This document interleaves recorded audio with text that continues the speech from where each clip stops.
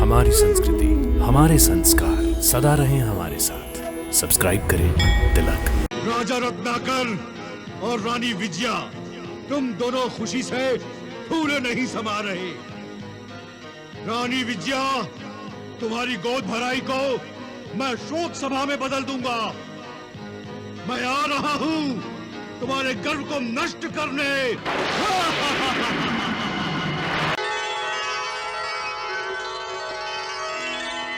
वज्रदंत, वज्रदंत, वज्रदंत, प्रकट हो! वज्रदंत प्रकट हो! प्रकट हो!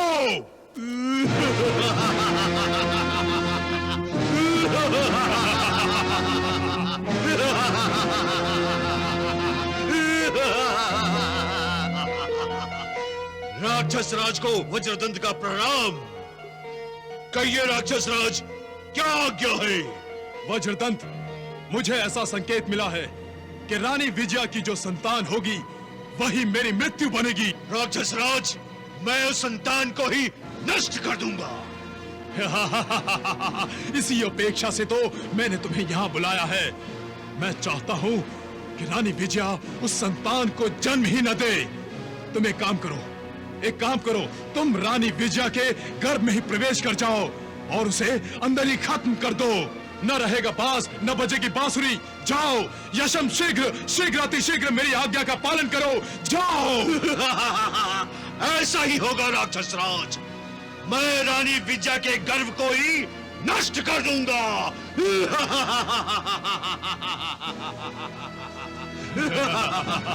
अब मैं देखता हूँ कि रानी विजया अपने संतान को जन्म कैसे देती है।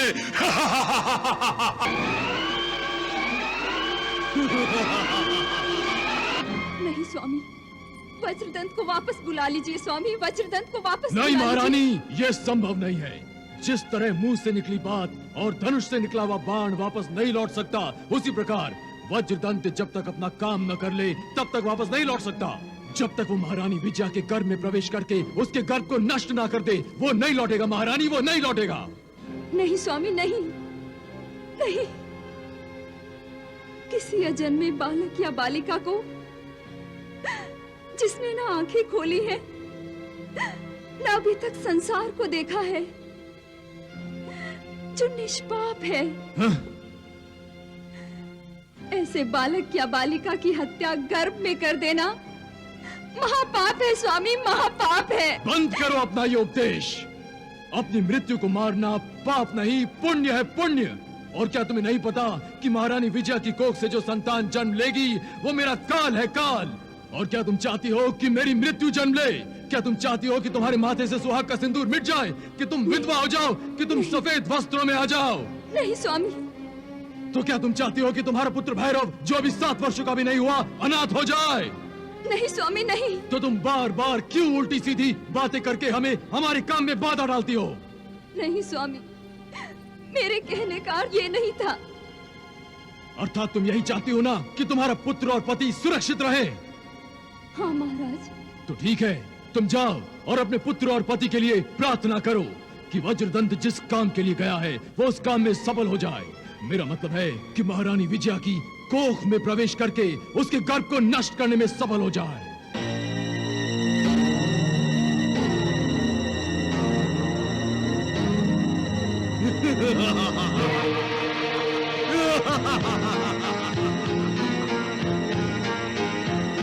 राजा रत्नाकर और रानी विजया, तुम दोनों खुशी से फूले नहीं समा रहे।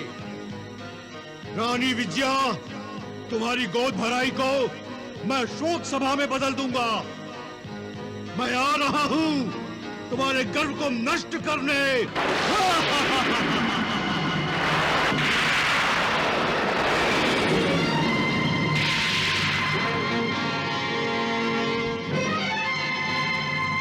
राक्षस राज, अब मैं रानी विजया के गर्भ में प्रवेश करके उसे नष्ट करने जा रहा हूं।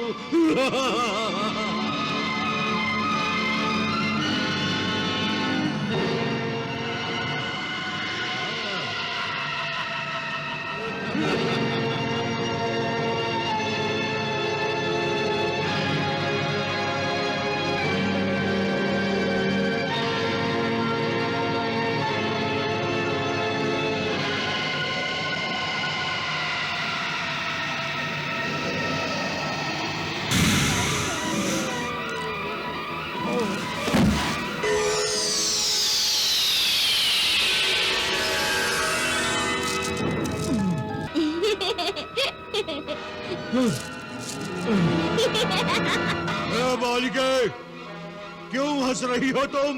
हंसने की तो बात है बुद्धू। बुद्धू? बुद्धू नहीं तो क्या, कितनी बार गिर गए। हाँ? कितने कमजोर हो तुम, फूंक मारने से ही उड़ जाते हो। मैं निर्बल नहीं हूँ। तुमने अभी मेरा बल देखा नहीं है। देख लिया तुम्हारा बल, एक तिनके की तरह उड़ जाते हो।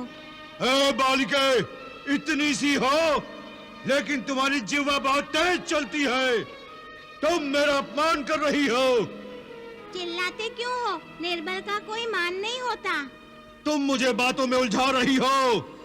चलो भागो यहाँ से, मुझे अपना कार्य पूरा करना है।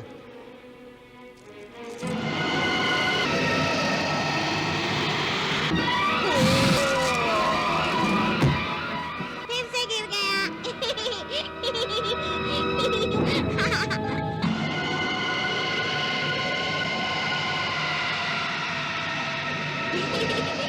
चुप!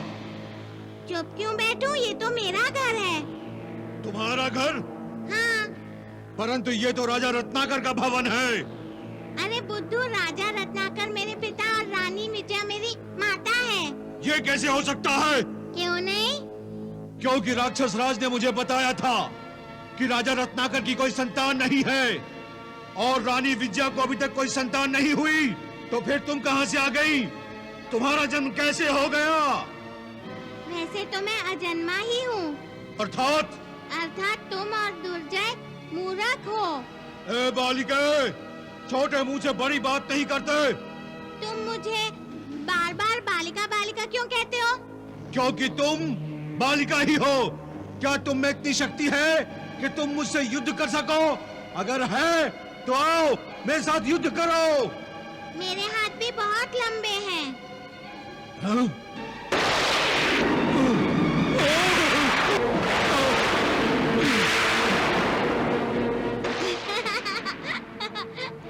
अच्छा, तो तुम मायाविनी हो। मैं माया को भी जानती हूँ और तुम्हारा काल भी हूँ। मैं निर्बल नहीं हूँ।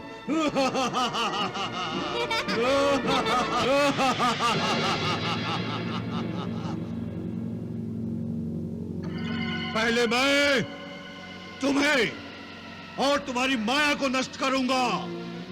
उसके बाद रानी विजया के गर्व को नष्ट कर दूंगा। अब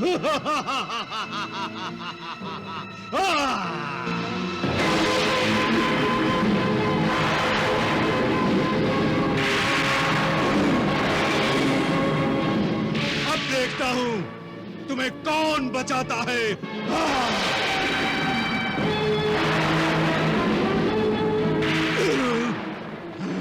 डरपोक, मुझसे डर गए? अब मैं तुम्हारी माया से भ्रमित होने वाला नहीं। अरे बुद्धू, तुम तो पहले से ही भ्रमित हो। अच्छा यही है कि तुम यहाँ से भाग जाओ। तुम मुझे धमकी दे रही हो? बच्ची होकर अपने आप को शक्तिशाली समझ रही हो? बुद्धू, मैं ही शक्ति हूँ। जो तुम्हारी शक्ति है वो मेरी ही है। तुम बोलती बहुत ज्यादा हो, इसलिए मैं तुम्हारी जिह्वा को सदा के लिए चुप करा दूंगा।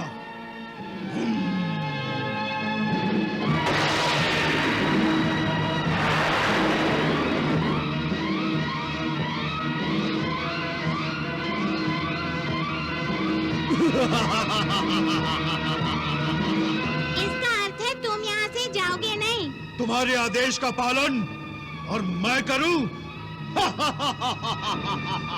मैं तो केवल यहाँ अपने स्वामी असुरराज दुर्जय के आदेश का पालन करने आया हूँ। तुम मेरे रास्ते का कांटा बनी हुई हो। अंतिम बार कह रहा हूँ, तुम यहाँ से चली जाओ। यदि तुम इस कक्ष से बाहर नहीं गई तो व्यर्थ जान से हाथ धो बैठोगी। वो तो मैं भी कह रही हूँ कि मेरे घर से चले जाओ। हाँ?